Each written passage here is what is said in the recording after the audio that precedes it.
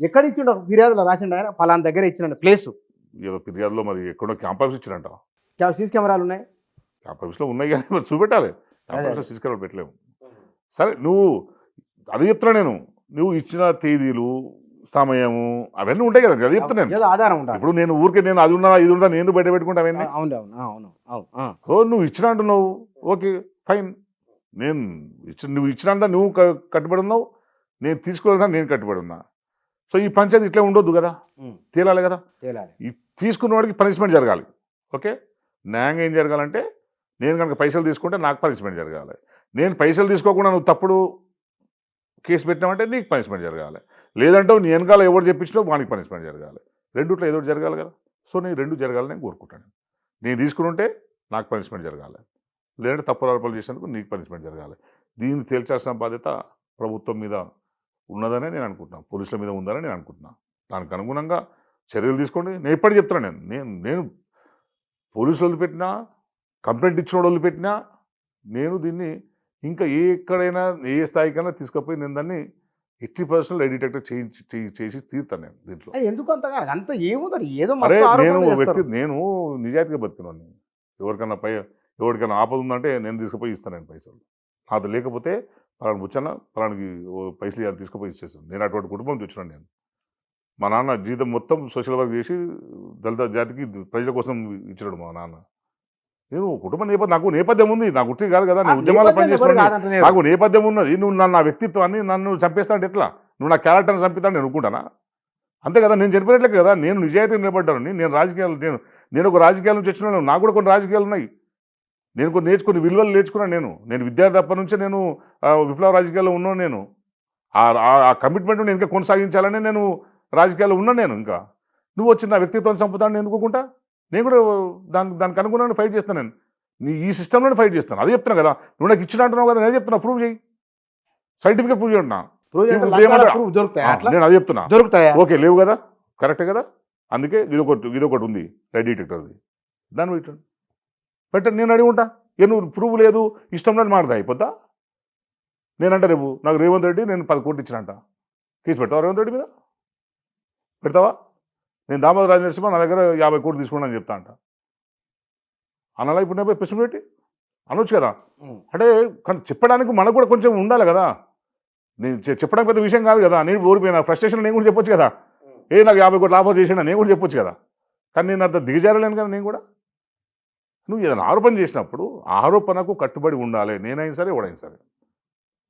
కానీ నేను చెప్తుందంటే ఆ పిల్లోడిని నడిపిస్తున్నది వేరే వాళ్ళు. నేను ఆ పిల్లోని కూడా తప్పడతాను. నేను అతన్ని వేరేళ్ళు ఎవరో డ్రైవ్ చేస్తున్నారు. ఆ డ్రైవ్ చేసే వాళ్ళకి శిక్ష కావాలని నేను కొట్టినాను. నేను ఆ పిల్లోడు భూమి కూడా ఆడు చెప్తున్నా కదా. ఆ పిల్లోడు దళితుడు అనుకోలే నేను ఫస్ట్. ఆ పిల్లోడి పేరు భూమి అన్నా తెలియదు. ఆ హనుమంతుడు అంటే తీసుకొస్తాడు. హనుమంతు అంటే ఎవరు? హనుమంతుడు ముసలాయన, ఒక లీడర్, పెద్ద మనిషి. మీ పార్టీలో? మా పార్టీలోనే ఆయన వెనకాల వస్తుండే కనుక నేనేమనుకుంటున్నా, పెద్ద మనిషికి తోడుకు వస్తాడేమో అని నేను అనుకుంటాను. తోడుకు వస్తుంటే వాళ్ళ మనమని తీసుకొస్తాడేమో నేను అనుకుంటుంటే. నేను 2 సందర్భాలన్నా ఏం మనమని తీసుకొస్తున్నావు, రోజు ఏం పనిలేదు ఆ పిల్లాడికి అని చెప్పి ఆయన కూడా చెప్పలేడు. మరి ఈ నా మనమడి కదా ఆయన కూడా చెప్పలేడు. తర్వాత ఈ ఆరోపణ మాట్లాడి ఆయన మాట్లాడు, ఇంకేం మాట్లాడతా నేను? పెద్ద మనిషి ఏం మాట్లాడాలి నేను? ఇంకా ఎవడన్నా కానీ నువ్వు తెలియదా? 2 తలియొద్దా? ముసలోడికి బుద్ధి ఉండదా? మరి అది ఎందుకురా? ఎప్పుడు ఇచ్చినవరా? పోయినప్పుడు నేను తీసుకుపోయి వస్తే నీ పేరు నేను ఇస్తే ఎప్పుడు ఇచ్చినా? నేను అడగలేదు, ఇంకేం నేను అడుగుతానే? ఇంకేం అడతా నేను? ఆయన అడగాలి పెద్ద మనిషిగా. ఆయన పోయి తెలుసుకోవాలి ఎందుకు ఇచ్చినవరా ఇట్లా అని చెప్పి. ఇస్తే ఆయన నుంచి రావాలి కదా. ఆయన పేరు తీసుకొచ్చి ఆయన ఆధార్ కార్డు తీసుకొచ్చింది ఆయనే కదా.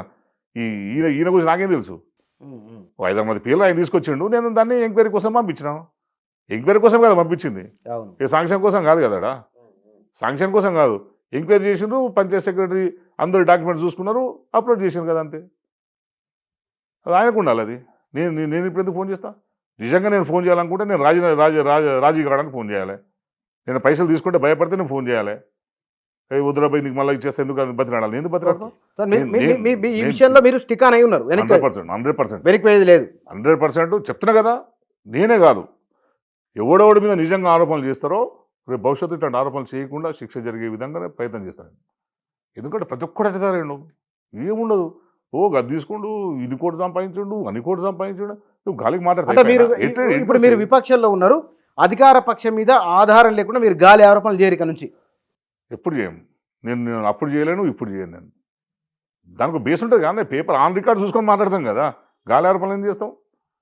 ఆన్ రికార్డ్ పేపర్ ఉంటుంది కదా. నేను తప్పు చేసామనుకో, నేను జర్నలిజం ఇన్వెస్టిగేషన్ జర్నలిజం చేసినాను, నేను ఇన్వెస్టిగేషన్లో పని చేసినాను. ఏమైనా ఆధారం లేకుండా ఒక న్యూస్ టెలికాస్ట్ చేస్తామా ఏమన్నా? అడుగుంటాడా ఆధారం లేకుండా చేస్తే? మరి ఇవన్నీ చూసుకోవాలి కదా.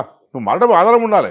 ఆధారం లేకుండా నీ ఇష్టం ఉన్నట్టు నాకు నోరున్నగా మాట్లాడతా, రాజకీయాల్లో ఉన్నాం కనుక ఏదో ఆరోపణ చేస్తా అంటే రేపు ఎవరు రాజకీయాలు రావద్దా? ఇక రేపు మాలంటాడు ఎవరు రాజకీయాలు ఉండొద్దా?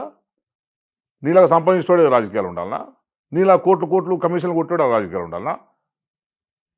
ఆయన సంపాదించాడు, సంపాదించాడు, నేను సంపాదించాడు ఇప్పటిదాకా. నియోజకవర్గం మొత్తం నమ్ముకొని పోయిండు ఆయన్నే. ఇప్పటికి కూడా అదే పనిలో ఉన్నాడు. మీకు అవకాశం రాలేదు, మీకు ఆ తెలియదు మరి అవకాశం రాలేదు. సంపాదించాలనుకుంటే అవకాశాలు అవసరం లేదు.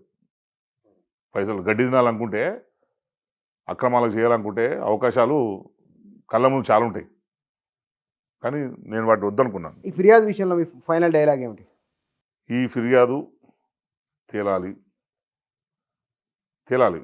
తేలేంత వరకు నేను కూడా వదలడం, నేను కూడా గట్టిగానే ఉంటా. దాన్ని ఇంకా ఫర్దర్ ఏం చేస్తాను, నేను కూడా నా పని నేను చేస్తాను కదా.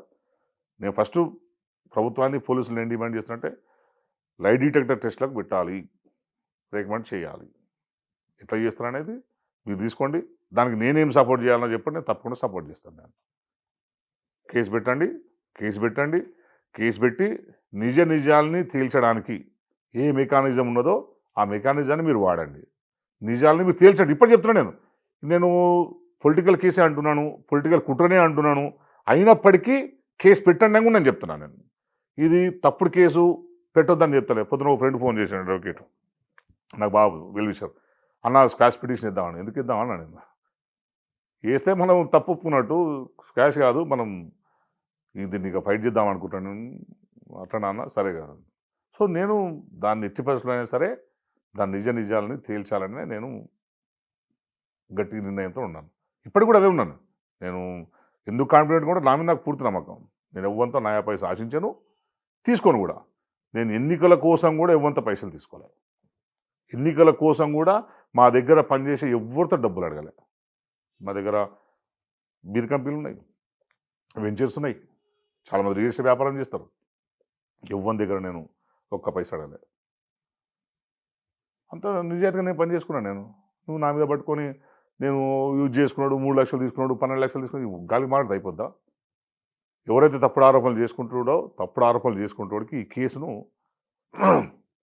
ఒక ఎగ్జాంపుల్గా ఈ కేసును వాళ్ళకు ఉదాహరణగా జరగాలి. ఈ కేసుతో పనిష్మెంట్ అనేది జరగాలి. అట్లాంటి పరిస్థితి వచ్చేంత వరకు నేను 100% నేను ఫైట్ చేస్తాను.